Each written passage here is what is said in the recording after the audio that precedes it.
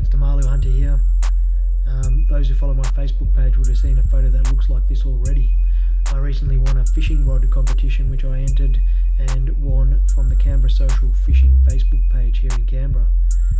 That competition was run in conjunction with Dennis Houghton from Canberra Fishing Rod Repairs, who was offering the winner a newly built fishing rod.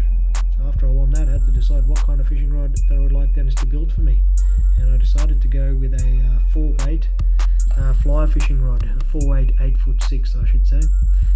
I'd originally bought a Gold Rovex 6-weight 8'6". Is just turning out to be too heavy for the ACT Twiggy Streams. Yeah, as you can see, I got to choose all of the components, including the colours, the guides, and the stripper guides. So look forward to showing you a trout on the line soon.